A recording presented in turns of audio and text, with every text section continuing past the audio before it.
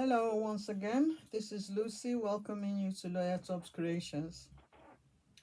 Now, for this week, I'd like to speak briefly about jump rings and split rings. Last week, we were dealing with using charms in a beaded bracelet. And in using the charm in the beaded bracelet, we used a split ring,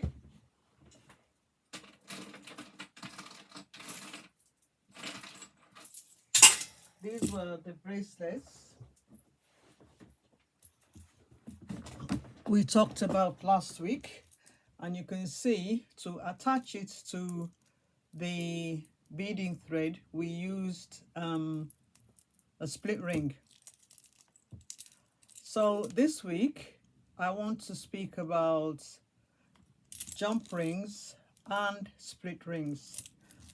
Now, first of all, what are they?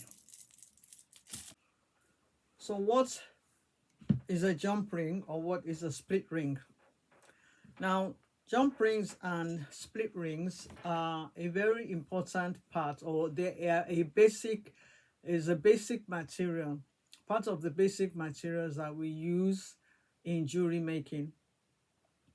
And it is so because they are used to attach items together, they are used to link components together, and we have split rings and we have jump rings, as I said. Now let's start with jump rings. Now, jump rings are a circle of wire, one circle of wire that meets where the ends meet each other. You can see from this one, this is one circle of wire, and the ends, they're tiny, but I hope you can see there's an opening. There's an opening there. This is called a jump ring. This is a 6 mm jump ring, where you have an opening. Therefore, it's not welded together because it's got an opening. But notwithstanding, there are jump rings that are welded together. They're soldered together, like this one. You can see this one has no opening. So this has its use as well. We still use it to add components together, but it depends on what you're doing. This I will probably use with a clasp. So at the end of a necklace or a bracelet, I will use this ring and then use the clasp to add to clip onto the jump ring, onto the soldered jump ring. Now back to split rings. As I said before, it's one circle of wire. Jump ring, sorry, one circle of wire. Now moving on to split rings. Split ring is what we used last week to add to the beading bracelet, and you could see it is two circles of wire. A split ring is two circles of wire, like a corkscrew. You know, when you're using a corkscrew, two circles of wire where the ends, they don't meet together. They're on either side of the wire. Now the corkscrew, once you take off the wire, the circles are pressed together, and as I said, they come in different sizes. This is another one. You can see it's two rounds of wire. There's another one, two rounds of wire. It all depends on what we are doing and how we use it. For example, in making, here I made some key rings. You can see I used quite a large split ring here. I used a large split ring here because it's at the end of my lobster clasp here. This is another one.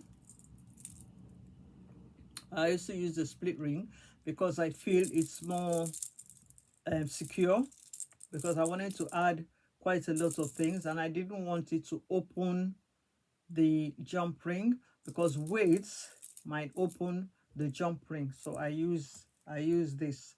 So let's go on to how we open and close the rings. How do you open and close split rings and jump rings? Well, to open my split ring, I use 2 flat nose pliers because I like the flat surface. So I hold this split ring in one and then use my flat side of my pliers to hold one side, use the other to hold the other side, and then gently turn to open it. You gently turn to open it. So you have it opened like this. If you want to close it, you do the same thing. When you close it, sometimes you hear a grating, a tiny grating sound. That is where the 2 ends meet, and that tells you that it's secure. So when you close it, there shouldn't be a gap between the 2 ends. It should close properly. If you don't hear the grating sound, probably you need to twist it a little more so that it's closed. Now, you do not open your split rings this way. That is from side to side. You can't open down that way. You can, but they will lose shape. This will be difficult to close. It will be difficult to close. So you always open your split rings, one going forward, the other going backwards, not from side to side. One going forward and one coming backwards, not from side to side. Now, your jump rings, your split ring, that was for your jump rings. Now, your split ring, I use a tool. This is a split ring tool. You can see it has 2 points. One is pointed, the other is curved a little bit.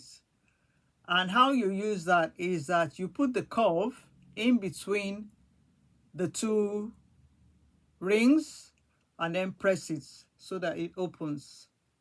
You can see it's open, and therefore you now pass whatever you want to join through the opening there. And when you finish passing it on, you just leave it and you close it. So that is for your split ring. The jump ring is the one you open, one plier going forward, one going backwards. So that is how to open and close your split rings. Now, they come in different sizes and in different strengths. So depending on your project, you might prefer to use a very soft split ring or jump ring, or you'd like a stronger one. So it depends on your project, depends on what size and what strength you decide to use. I tend to use 18 gauge jump rings because they're strong enough and not too bulky. But remember, the smaller the gauge number, the stronger the jump ring is. So if you go to 22, if you go to 16, then it becomes stronger. So the smaller the gauge number is, the stronger the wire of the jump ring. Now, split rings, as I've said, are probably more durable when you want to attach heavy items. You probably use a split ring because they don't open easily. They don't tend to lose shape. Or perhaps when you are attaching numerous things together, then it might be better to use a split ring than a jump ring. Because on a split ring, you're able to add quite a few things on one ring. and the ring itself won't lose shape. For instance, I have some key rings here that I made. This is the lobster, this is the clasp, this is a split ring, which you can see here. It's quite, this is I think it's this one here that I used, because I used it because this is quite, the top, the clasp is quite big, and I wanted to add quite a lot of things at the bottom, which is a bit heavy. So I wanted something durable. I decided to use a split ring. I also use split rings to add some of the charms, like this one. This is also a split ring. And then I used yep, there's another split ring, and so on, to attach, because the key ring is heavy. This is another one. You can see I still used my lobster clasp and the split ring. So you choose your split rings, you choose when to use your split rings, perhaps when your project is heavy.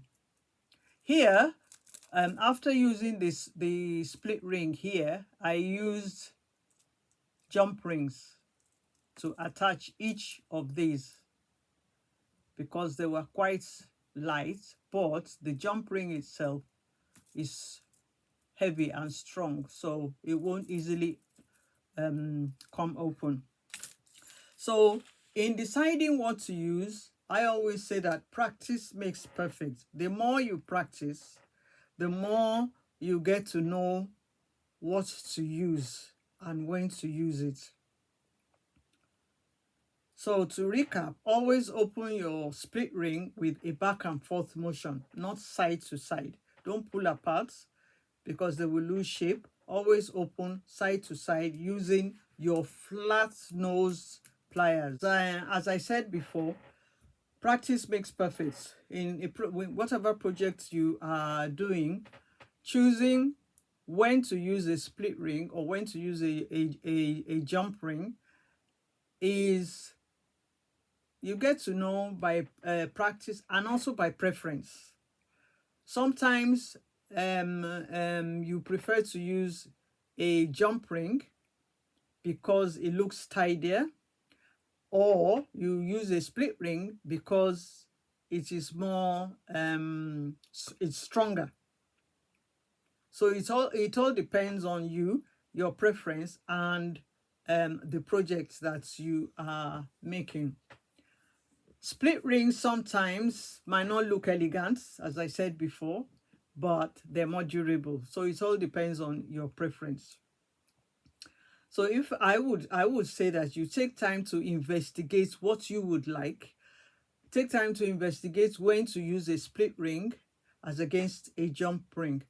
Both are available in a variety of sizes, strengths and colors in the market, so you can get virtually anything you want when you look around, when you shop around for what there is available.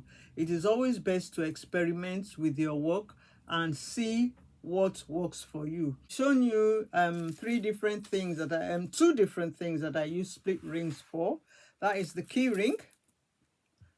I use the split ring to attach to the lobster clasp. I also used it to attach charms to the key fob itself. This is a key fob or a bag charm. They're also on my website for sale. You use your split ring. I use my split ring here because I want it to be solid. The charm is a bit heavy, so I prefer to use the split ring on these as well.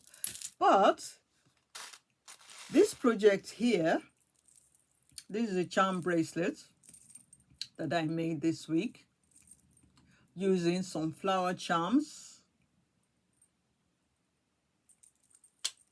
and a length of chain. So to do this, first of all, of course, you would measure out the length of chain that you need. Measure out the length of chain that you need. Your clasp, you need to add your clasp. Remember, when you're measuring for a bracelet using chain, you need to add the measurement of your clasp. Now my wrist is about 6.5, but I always make a 7-inch bracelet. So what I did was I measured the chain. I measured the chain to be about 6.5, and then I left 1/2 inch for the bracelet. So my bracelet is about 7 inches. And then because it's a link bracelet,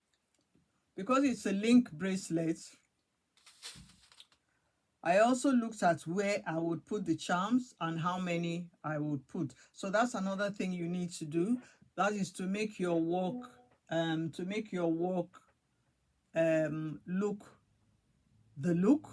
the design, so that if you are repeating it, you do exactly the same thing. No two of the same project will look differently.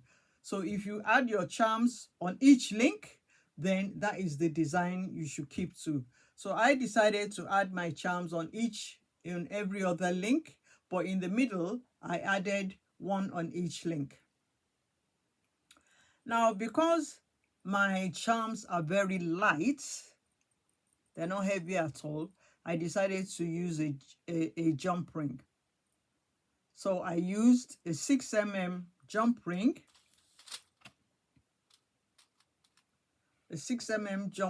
this small one, this tiny one here, and I used it with the charm. It's very light, so I thought this will be easy to use. And as I said before, opening your jump ring, you hold your ring on each side with your flat nose pliers, and then back and forth. You open back and forth. One goes backwards, one goes forwards, and then you have it open. And then you just easily add your charm. Now, doing this seems easy, but I say take your time in doing it, because just as you see, these things are so tiny, they flip off at any time. And also, so that you get the right phase, you get it looking the same way. This is a molded leaf. It's not flat. The front is quite different from the back. So if I want the front to show, then I need to attach it on the links the same way, and so on and so forth. So as I said before, practice makes perfect. Try and make a bracelet with jump rings this week and see how far you get along. So that is for this week, the difference between split rings and jump rings, and when to use them and when not to use them. So everything is a matter of preference and all depends on your projects. So thank you for watching this week. Next week, we'll be back with something else. If you have any concerns, please get in touch. You can just drop a message and I'll get back to you as soon as possible. Thank you and bye-bye. Remember to subscribe to our channel. Our videos come out every Friday at 7 p.m. Thank you for watching and bye for now.